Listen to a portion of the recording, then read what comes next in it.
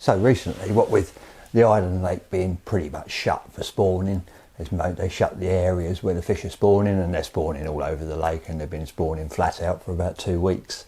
So I decided to go to the other side of the tracks, or I suppose more accurately the other side of the bridge.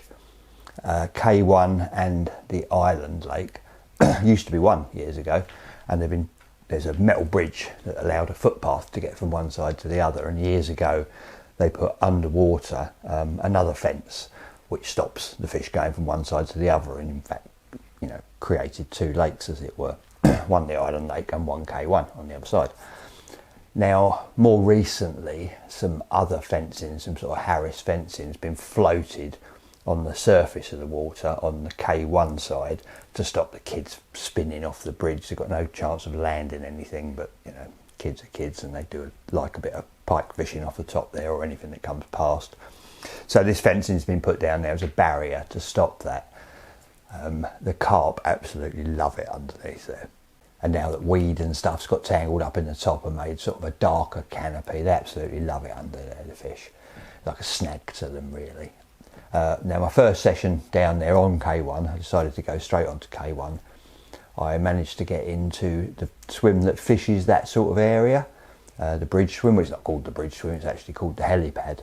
But it's on the end of a little point, and there's a reed bed on the end, and round the corner is the bridge. So you're the closest swim to these fish that were under the bridge.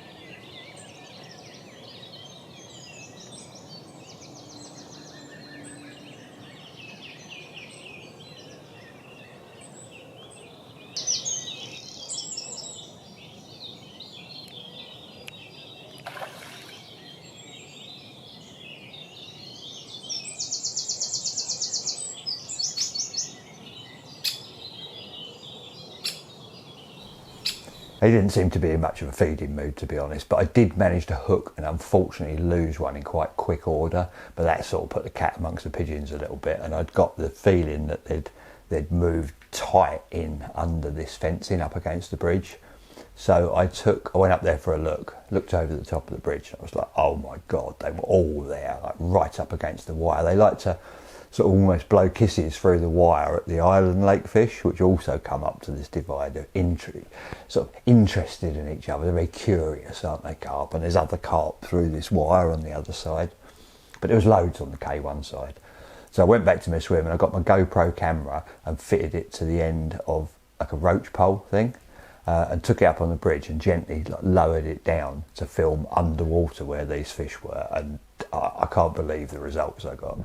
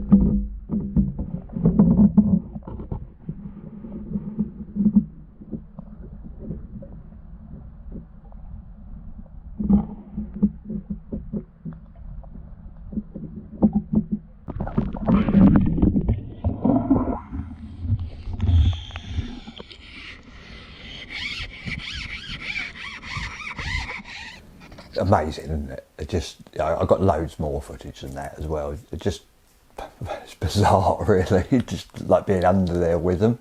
But the one thing I noticed when I got the footage off to edit it was the noise.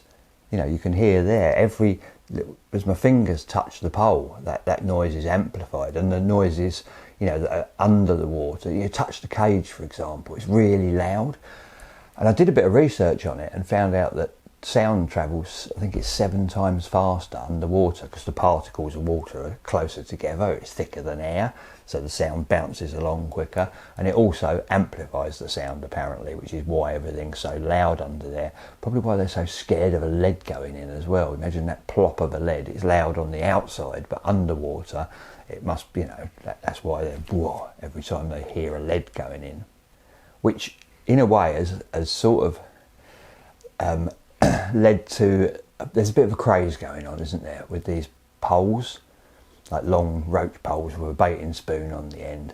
Everyone's saying, well, especially around the Horton and Church Kingsmead, all that sort of area where I'm fishing at the moment, everybody's into it. Shipping out these poles with your rig and a little bit of bait in and tipping it out. And I think why that works so well is because there isn't a plop of the lead. People are saying they're getting bites instantly before they've even got the pole all the way back in. They're getting a bite if they've shipped it out, let's say on a bubbler or whatever, on a fizzing carp. They're getting a bite straight away because they're not putting them on edge with the plop. And the other day, this is going forward a couple of days from this session we're just starting, I was on the bridge again, just walking across, and another guy was down in this helipad swim, and he was shipping out his pole. And I was just stood on the bridge watching, and I couldn't believe the reaction the carp had to it. It's like they definitely didn't care about it, but they were almost interested in it, and I took this little bit of footage.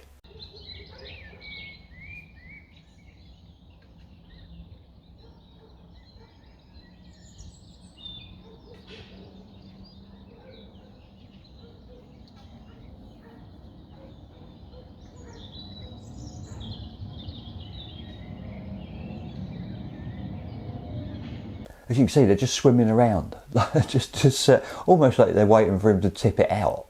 Maybe they take the bait on the way down, I don't know. But they certainly weren't spooked by it. If you'd have thrown a lead in the middle of those carp, woof, they'd have gone. They may have come back, probably would have come back, but it would have been a different reaction for sure. Now, I've had a pole like this, a baiting spoon for 15 years that I put together out of a load of old roach poles and bits and pieces, like sort of cobbled it together, as you can imagine I would. It's not quite the ones you're buying, these kits that you're buying. It's not as neat and tidy as that, but it does do the job. And I have used it a little bit over the last couple of weeks, or tried to use it, and you'll see a little bit of that in the footage that's just about to come. So I've done a little bit in the helipad. I did one night in there. Didn't have any fish, didn't land any fish. Had quite a lot of line bites as the fish were sort of coming out and going back in.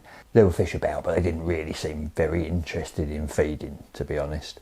And it was a bit of a weird session for me. It was going to be a short session. I didn't know where I could have to go at any stage. I was awaiting the birth of my first grandchild. My daughter Amy was in hospital, in labour, but you can't go to the hospitals, can you? So I'd have to use K1 as my waiting room, if you like, which was another reason I went on there. I didn't want to be out on an island and get the call that everything was, you know, all sorted and I can go down and visit my first grandchild. And K1 is closer, easier to get on and off of.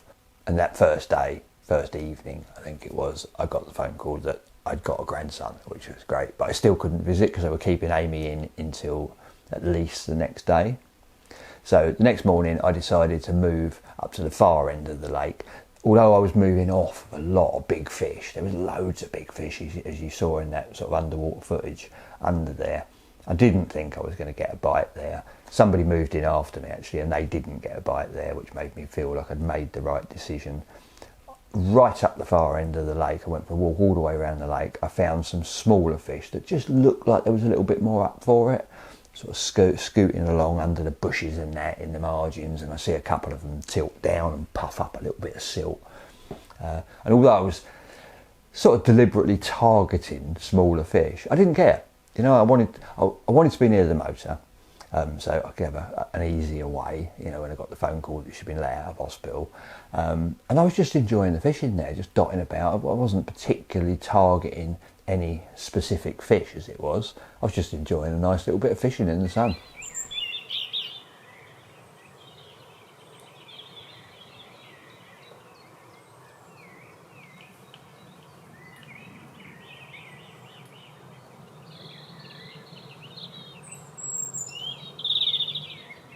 Having a bit of a summery one tonight.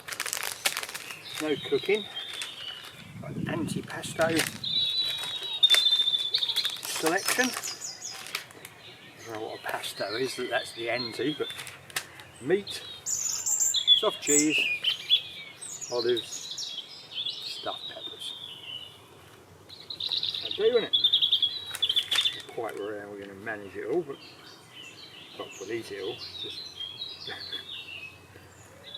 I don't know where my knives or forks or plates or anything is, and I don't eat bread, so it's just a case of ramming it all in. Cheers.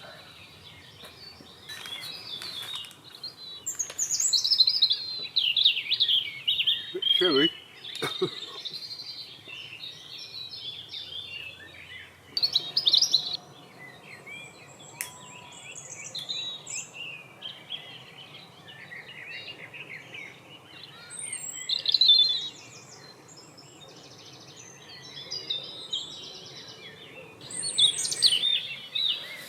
Well, probably unsurprising for any of you who've ever watched anything I've ever done before.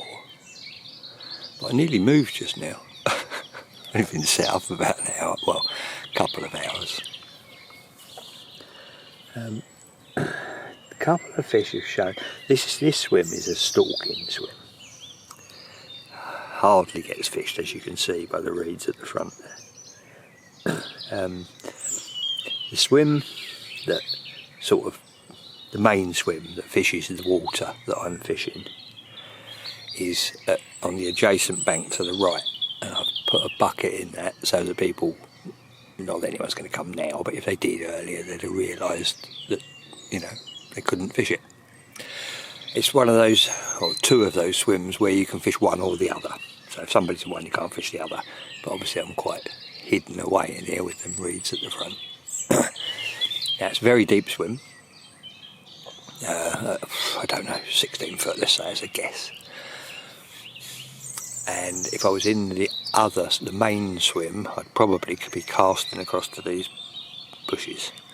But I don't want to be bombing 4-ounce leads across here when I can just drop them in the edge. Hence the reason I'm over here. But then two fish showed in the sort of to my right, where I can't get to, but I could very easily get to from the other swim. So I was thinking, maybe I would be better in the other swim, casting one across and fishing the other one where the fish showed. So I went round for a look, nothing showed while I was there. Then I come back here, and then I climbed in my tree where I'm fishing to the right, which is just literally under this snag tree here. So it's just through those reeds, and I got right above where my bait is and I couldn't see anything, whereas earlier there was a couple of fish down there, and I was like, not only am I deliberately targeting smaller fish because I think they're the ones that are feeding, wasn't happy. And then just as I was about to decide to move, a fish swam through right underneath me, right over my boat. Well, it appeared from, I didn't see it come in, but I see it go out, and it went out over my bait. And it wasn't a massive fish, but it was a better fish, and it wasn't one I'd seen any of the ones I'd seen earlier, because it had a lump on the side, and none of the others did. So it was a different fish. So I've decided to probably stay here. I did decide to stay in that swim in the end. I'd done the night in there, and I was literally just fishing over the edge, one down there and one down there. I think I made a bit of an error because I think the fish moved out at night. I did hear a few a little bit further out, but the next morning there's like a twin of this stalking swim. Like I said, that swim shares with the main swim to the right, but along to my left is another stalking swim which shares the same deal with the swim to the left, the end swim where no one was. And I just wandered along the bank in the morning and stood in this other swim, just having a cup of tea, looking out, and a fish come out 6-7 foot from the bank. Not a bad one, probably a 30-pounder, just black mirror. His head just come up, sort of up halfway up his body, and rolled over, and there was a big trail of bubbles as it came out of his gills as he went straight back down into the same area. So I quickly ran back. As you can see, I had nothing to move, just grabbed the rods and the net and a little low chair and shot up there for the last couple of hours. But it was getting a bit warm by then, but although I didn't get a bite from up that end, I loved it. It just showed me enough about K1 in the summer. I've only ever fished it in the winter. It showed me that you can get about, you can get into little corners, you can set traps and find, the odd fish in quiet areas where no one else is. And it's mobile fishing, you know, fishing off the barra, jumping about a bit here, a bit there, you know, floater fishing, bottom fishing, what have you. I really enjoyed it, and I decided I was going to be back. Obviously, I had a priority. I was going straight down to Crawley to see my grandchild and little grandson, which I did, but I couldn't wait to get back. And as it happens, my next trip back will be a lot more successful than my first. Well, look at this. We're down at K1. We've been here about 15 minutes. I literally had a quick walk round. There was 3 swims I really fancied with this heat for floater fishing. 2 of them were taken. Both were friends of mine actually. One was Mike Bromfield, was in one of them, and Steve Briggs was in the other, and they both had fish going on the surface. I think Steve might have just lost one as I pulled in. I thought, oh God. I looked across and the third one was empty. It would have been my third choice out of the 3, to be honest. The one Steve's in would have been my top choice. But yeah, shot around here, fired out some mixers. Nothing would look at them. Nothing. And suddenly, bang, 3 of them just went Pac-Man in them. Flick one out, I caught one. Just like that. Sometimes, so easy, isn't it? They're not so keen to be in me swim anymore, but I've caught one. Beautiful little linear. I'm not going to weigh in about 20 pound or whatever, but not bad. Just turning up in about 26 degrees of heat. Nailed one. Right, let's get him up here.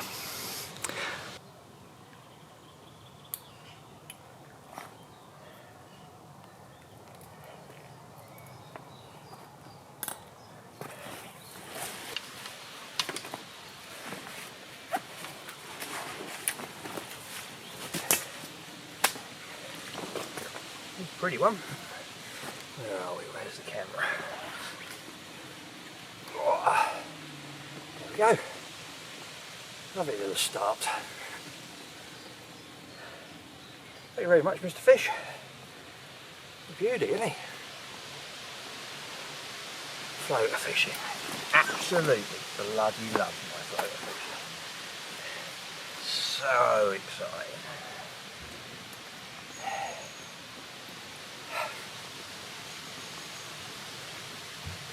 Right, let's get you back in the pond where you belong.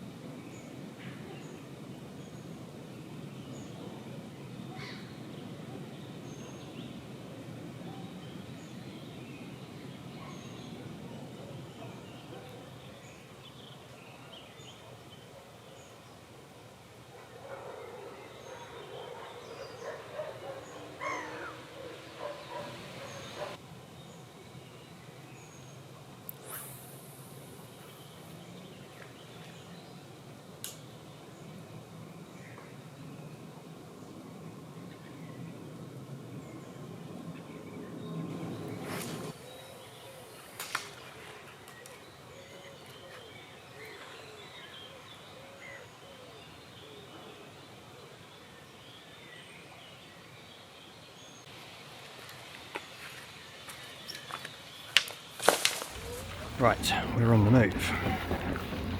Those fish on the float has all drifted away. So I went for a walk around the lake. Right at the other end, I found one fish under some bushes where I fished the other day, and but one ain't enough to fish for.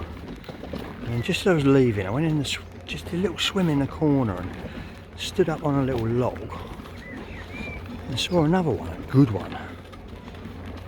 So I stayed and watched for, must have been there half an hour. And eventually he was joined by about 4 or 5 mates right low down behind some weeds. We're talking right in the edge. And they were all decent fish. Not monsters, but good fish, 30-pounders. So I've got to get up there and figure out how to fish from there. They're right in the edge in a swim that don't really get fished, next to a swim that does. So, I don't know, we're going to try and figure it out when we get there. We're nearly there. It's very exciting. I love this creeping about and sticking your head through bushes and seeing what you can find. Proper bit of fishing. Right, I need both hands because we're nearly there. Right, this is the swim. The main swim. But where I've seen them, it's in a little overgrown swim just next door. But there's this little bit here. I can just put one rod. Be right on them. Because they're just down there. Literally one rod length out. There's a load of weed there, you probably can't see that. And where the weed stops, they're just patrolling the back of it, just along here. Some good fish down there. I haven't seen them feed or anything. Oh God, I can see one from here. I'm so tempted to just go in the little stalky swim next door instead. Well, we've decided to have 2 hours stalking in the little swim next door.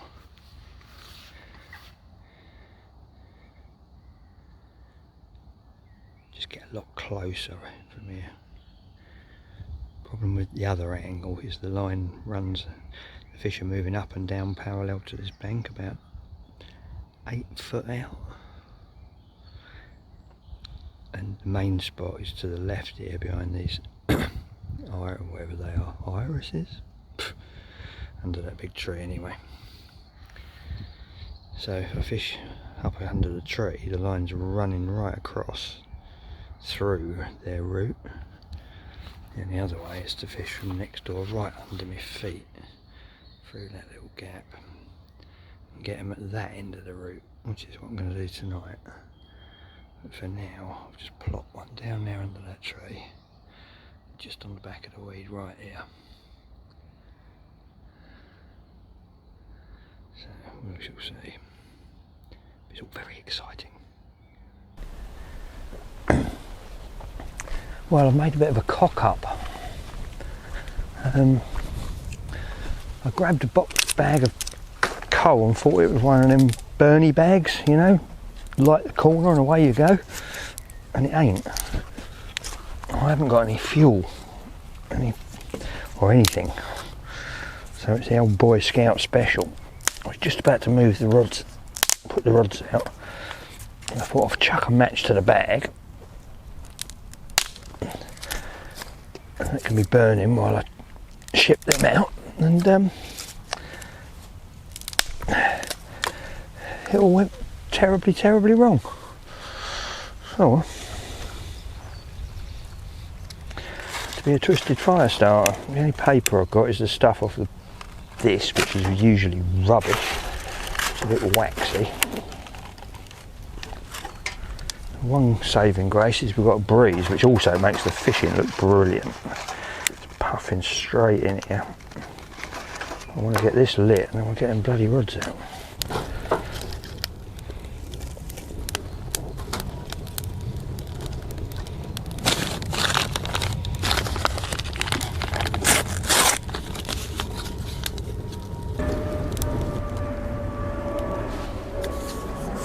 Hello.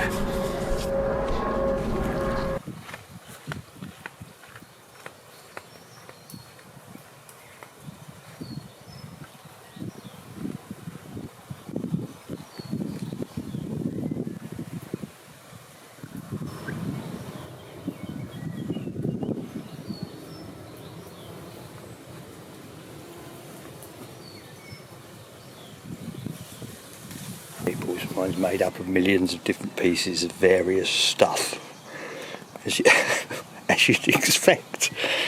And I'm going to put my bait in it, ship it out under that willow over there. Nice and quietly, deadly accurately. I've no idea why, but God, it looks like fun.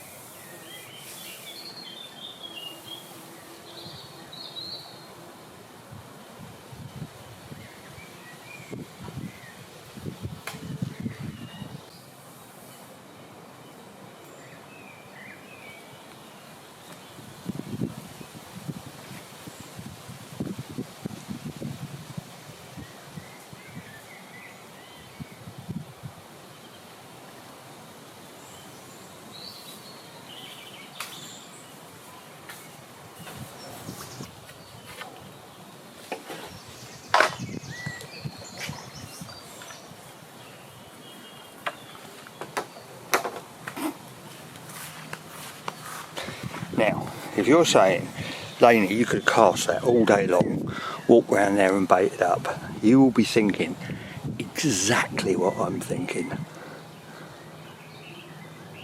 What a load of old bollocks. It was fun though, wasn't it?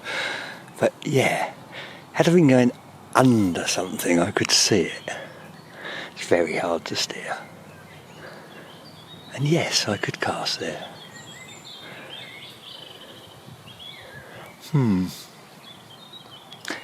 Yeah, jury's out on that one. But anyway, on more pressing matters, apart from stupid poles,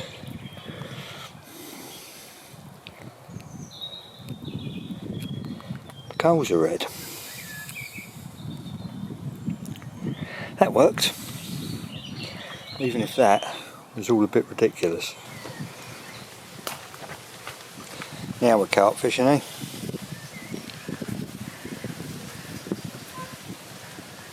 Lamb chops, fresh wind, grass in me swim, night under the stars, rods on carp. Eh? What is not to love?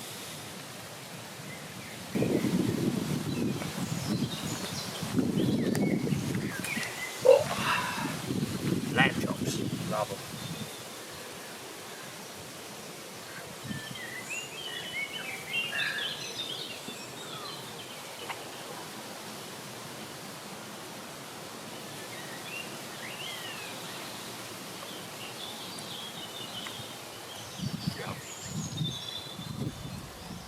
There we go.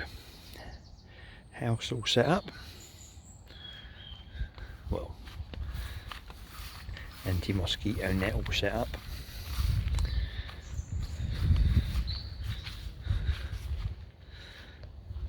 I don't know why it looks so bright through this phone. Filming this on my phone, it makes it look like it's 5 o'clock in the afternoon.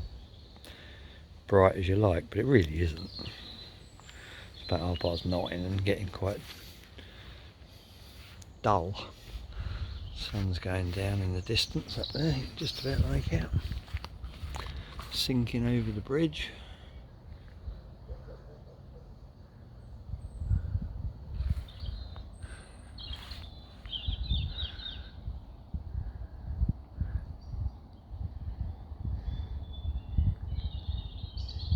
Thought I might have heard a couple more carp boshing about, sloshing about this time of the evening, but I haven't.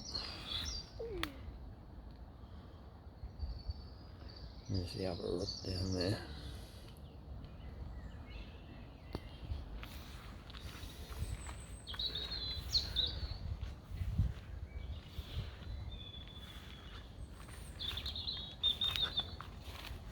Quite fancying a bite on this one, to be honest.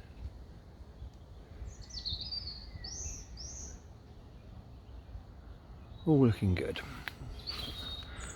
I won't be long off crawling inside this. Had a bit of a, let's call it a busy weekend.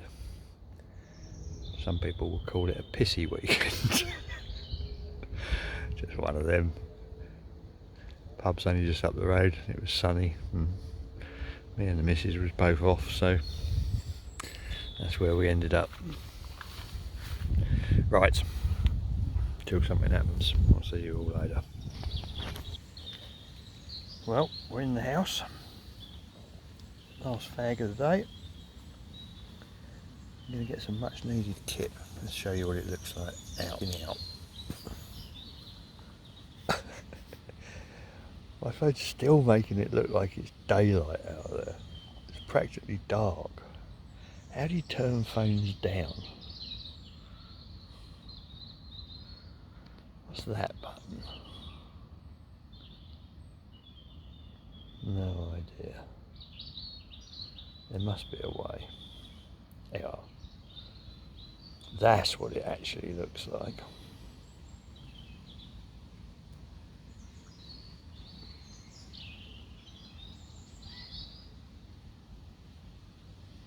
Look at them sexy legs, eh?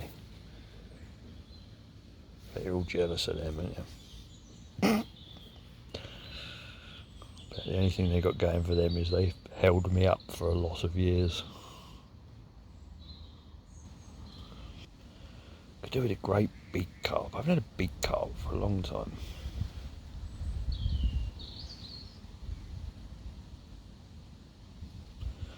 Big fat mirror would be nice. Right, anyway. See you later. Bedtime for Laney.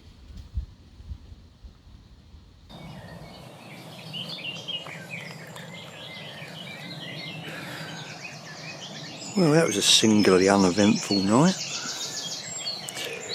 which surprises me, honestly. It's about 4:30, something like that. No, it's a bit later than that, 4:45.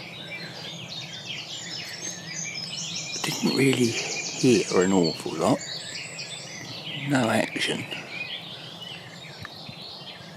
I mean, I don't think there was tons of fish up there, but there was certainly enough fish to get a bite.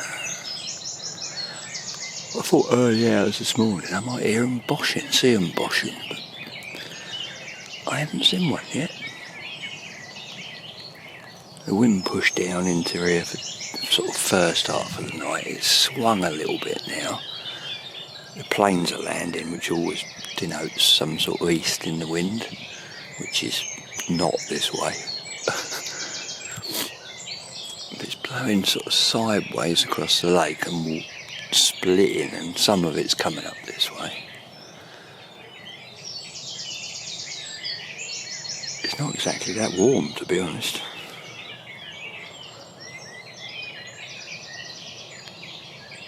I've left my trousers in the van and my skinny little legs are freezing. It still looks so good for a bite. I thought that little trap down in the edge to the left there would have gone. Must have seen 5 or 6 different fish right in the edge, up and down, on bang where they were. Tricksy little buggers. See what the day brings. It's supposed to be hot again today, so might be able to have a wander around with the floaters later. Notice anything different? We're back where we started. I lasted till about 6:30 up the other end.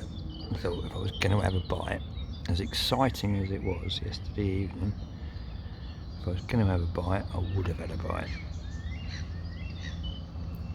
I saw nothing show this morning. I don't know what happened to that little group of fish in the edge. Sure I didn't spook them. Anyway, I'm back up in the bream, where excuse me, where I caught that fish on a floater. I've seen loads out here,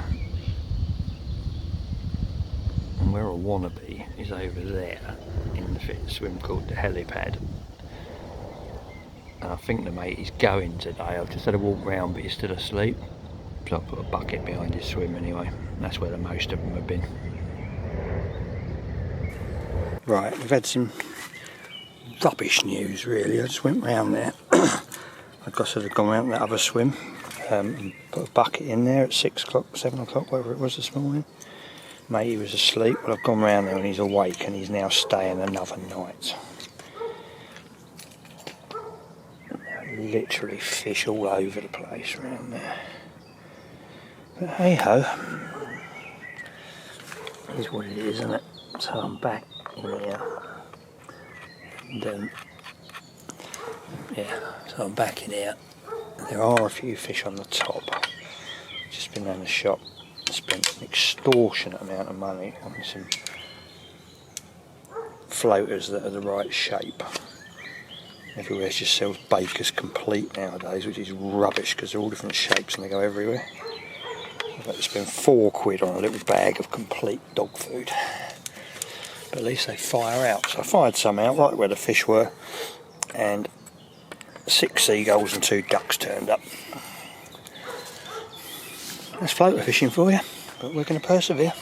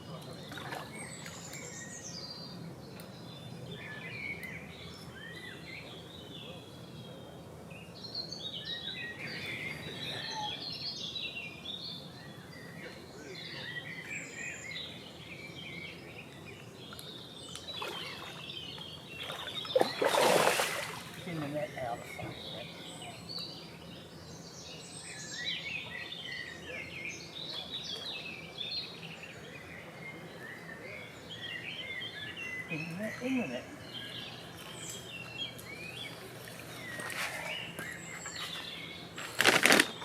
£4, well worth it.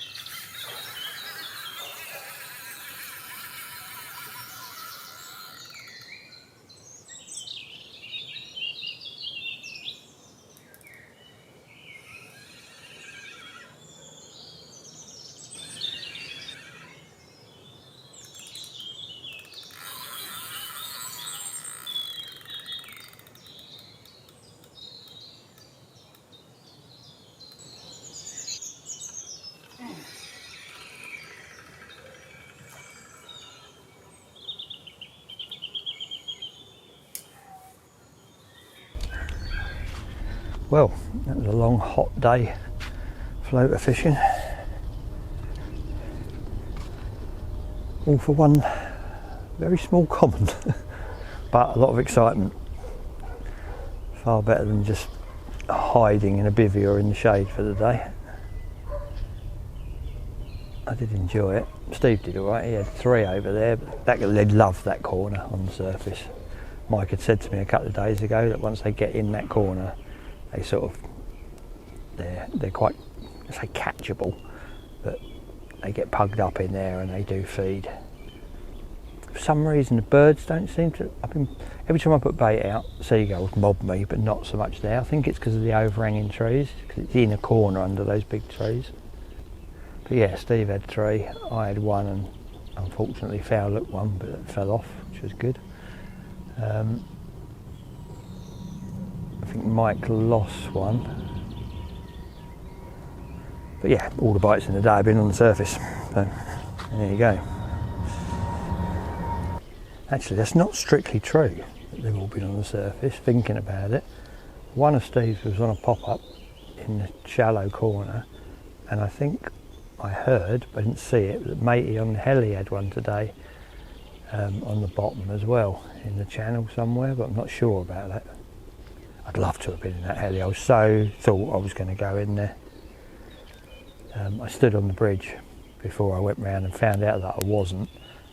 And I could see them coming out from under the cage, going out a little way and then dropping down and fizzing up, and like proper feeding. Not for long, but one, then he came up and another one followed him down, and he came up and another one. There was definitely bites to be had there today. Definitely. Oh well. It wasn't to be, so it wasn't to be.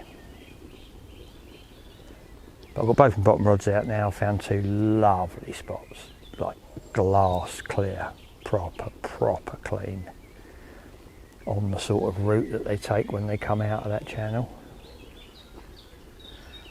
So they're in and they're staying in. I'm home tomorrow, so they can stay in until the fish hit the surface, 10ish. Might be a good chance of the fish on as they come out from that channel in the morning, or even tonight as they're going in. Who knows? Who knows? It's time for a cider. I haven't had a cider all day. Only had one cider yesterday. What a good boy I am. It's a sort of anti-dehydration measure, to be honest. When it's this hot, it's very tempting to quaff loads of cold cider, but it really isn't good for your head. You end up with a pumping headache. So I've been drinking water all day, water and black coffee, like a sensible person. Cheers. Well, that's about it for today, folks. Got my little camp up. Crawl in there.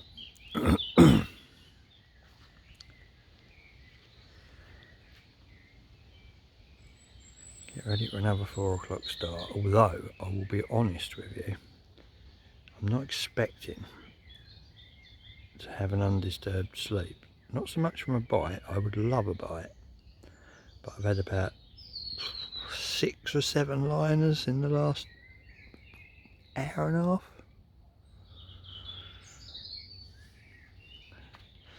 Obviously a lot of fish up this end, and it's weed from there out to where I'm fishing, so my line's across the weed. Fish are moving through the weed, and they're going to be going beep beep beep beep beep boop boop boop boop boop. I think quite a lot.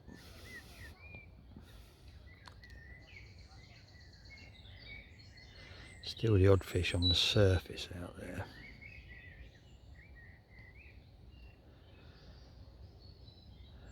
But I've tried putting floaters out and they're really not that interested. They will take the odd one or two. I've got a little friend that lives down here. It's about, well, I don't know how big, but I think £10 might be an exaggeration.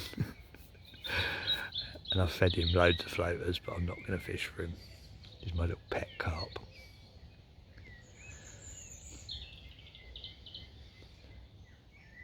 I'm hoping, just hoping the big uns will come out to play.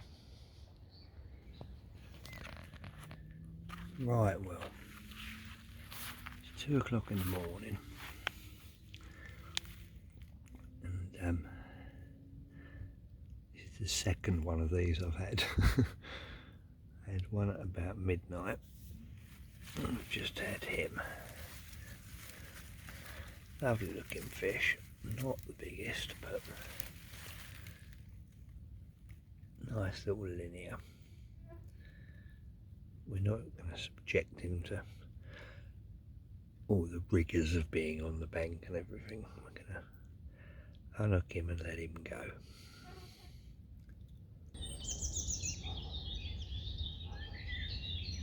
Well, that's got to be about the latest I've slept in fishing in the summer, ever. It's 7:30. But there is good reason, I suppose. I had one at midnight. I had that one you saw at 2 o'clock. And then I had another one at 3 o'clock, or 3:30 or something like that. It was nearly light by the time I got to sleep. The third one was even smaller than the first one, which was smaller than the one you saw. So it gives you a rough idea of the sizes. Small.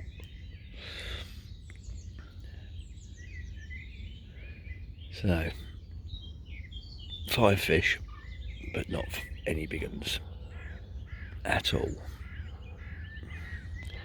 Probably indicative of what he's feeding at the moment. But the bait worked. 2 spots, filled one with particle, filled one with boilie, both rods went.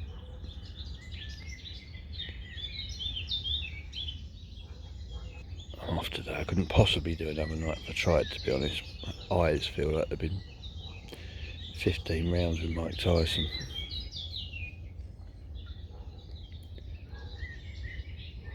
And it's scorching already. There you go, summer carp fishing. Lots of tea, I think that's what I need.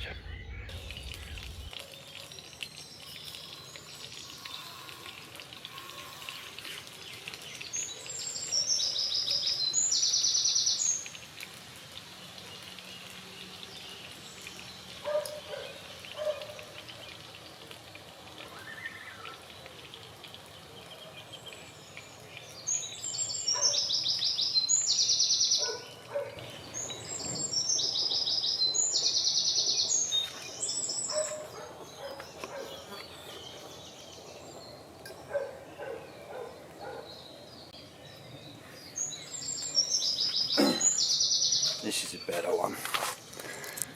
At last. I was cooking sausages. I had to bite. Kick the pan over. The handle fell on the flame. You want to smell it and swim. Melt your pan out.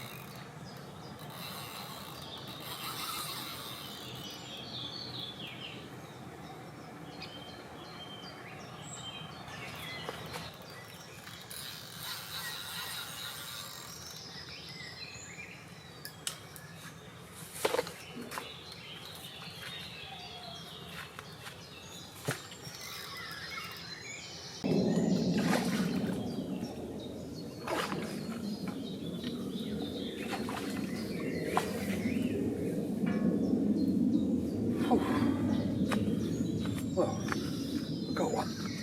Not an absolute monster, but better. Common. Oh. Sausage first.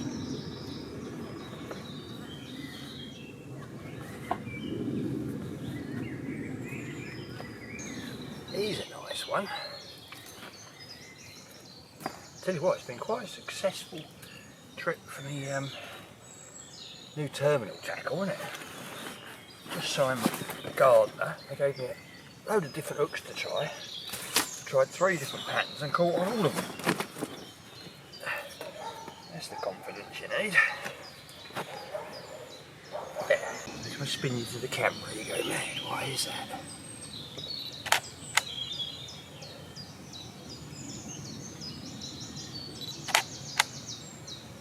So what do we reckon? Mid-20?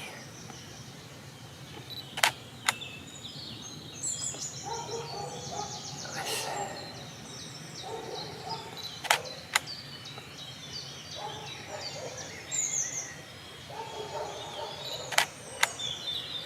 Lovely job. Nice way to finish off. I was going to finish off with some floater fishing. I might still do, but it's really getting time to go home. Number 6, this fella will do nicely. Lovely. So there we go, 2 very, very enjoyable sessions up at K1. I can't imagine for 1 second that I won't be back again next week. I love it. Back on the barra, skulking about, a little bit of this, a little bit of that. It's a bit of me, it is. So yeah, hope you enjoyed that, and I'm very sure that the next vlog I put up will be from the same lake, but hopefully by then the big ones will be on the feed, because there's some monsters in there to be caught. So thank you for watching. Till such times, ta-da.